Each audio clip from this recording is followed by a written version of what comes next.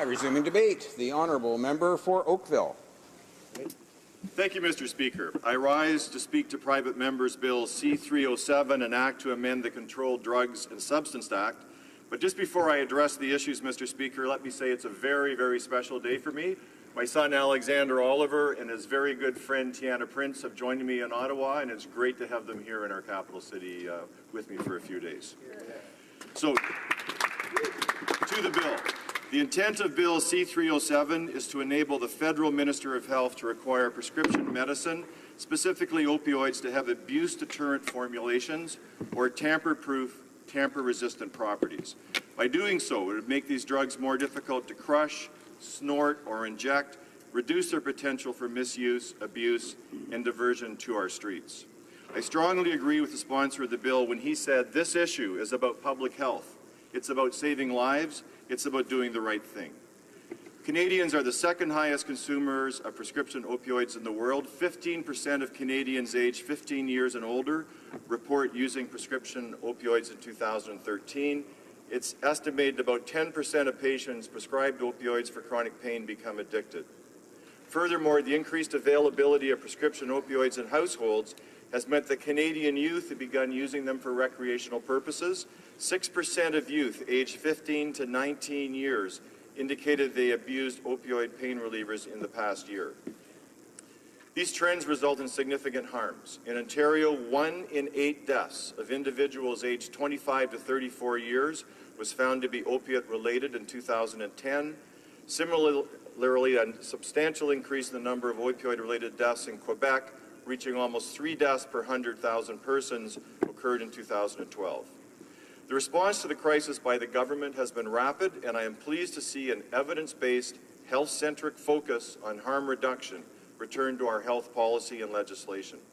The Minister of Health has already responded to the crisis through a 5-point action plan that includes better informing Canadians about the risks of opioids, supporting better prescribing practices, reducing easy access to unnecessary opioids, supporting better treatment options for patients, and improving the evidence base and improving data collection. The Minister also convened a 2-day pan-Canadian conference on opioid abuse in November 2016, which generated many of the changes that were introduced to the House in Bill C-37. Further, the Standing Committee on Health, which I am proud to be a member of, issued a comprehensive report and recommendations on the opioid crisis on December 12, 2016. Mr. Speaker, in the committee study, the issue of tamper-resistant technologies did not emerge as a preventative strategy. During the course of its study, the committee held 5 meetings where it heard from a range of stakeholders, including federal and provincial government representatives, healthcare professionals, addiction experts, emergency frontline responders, representatives of First Nations communities, and individuals with lived experience in substance abuse and addiction. These witnesses outlined specific ways to address the opioid crisis and implored the committee to make recommendations that would lead to concrete action. The 38 recommendations focused on harm reduction, prevention, including training for physicians and prescribing practices and public education, treatment, including addiction treatment and improved access to mental health services, and law enforcement and border security changes. Tamper-resistant formulations was never documented in witness testimonies as an effective strategy. So let me expand on this point. One of the debate points over the proposed change to the law in Bill C-307 is about whether an explicit legislative authority is needed to require certain drugs to have tamper-resistant formulations. The government's position is that the current regulation-making authorities under the Controlled Drugs and Substances Act are sufficient already to develop regulations should the evidence demonstrate a need for it in the future. From this point of view, Bill C-307 is unnecessary. Further, nothing in Bill C-307 would speed up that regulation-making process. The sponsor of Bill C-307 outlined many tamper-resistant technologies currently under development. The government strongly supports opioid manufacturers who wish to take proactive measures to make their medications harder to abuse.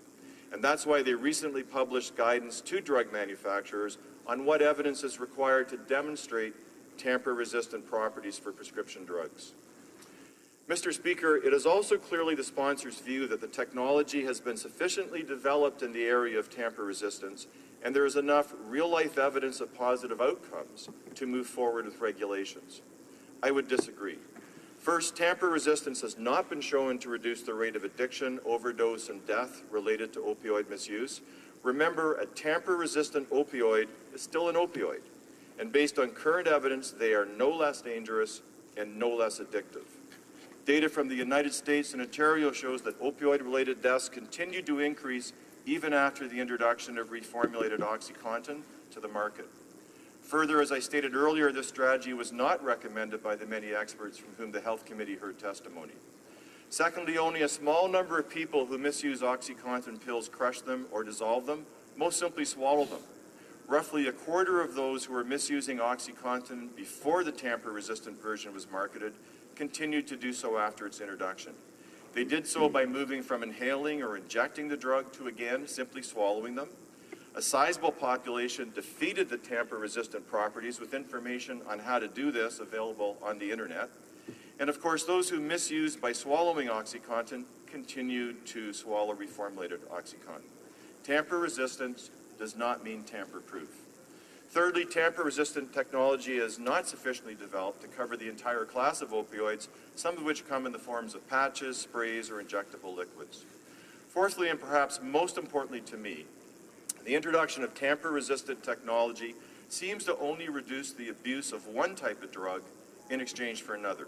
The most common response to the introduction of reformulated OxyContin in the United States was migration to other drugs, including heroin and fentanyl. In the case of tamper resistance, it can result in a substitution or balloon effect.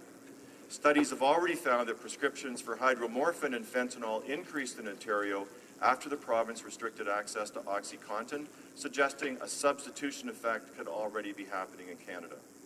Members are, of course, all aware of the deadly impacts of the current surge in fentanyl-related overdose deaths on Canadians.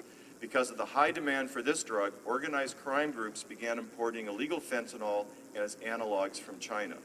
These are then transformed into tablet forms in clandestine labs in Canada using pill presses and disguised as other opioids such as OxyContin.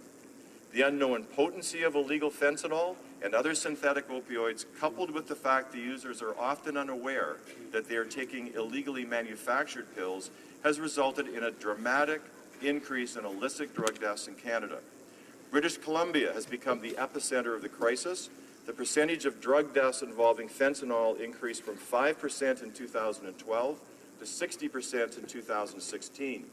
With the involvement of fentanyl doubling the rates of drug deaths in the province, British Columbia has experienced approximately 60 deaths a month by August 2016 from illicit drug use.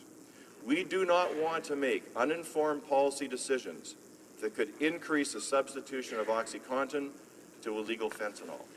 The substitution effect can also lead to higher risks of administration, such as injection, which is associated with the spread of hepatitis and increased risk of overdose.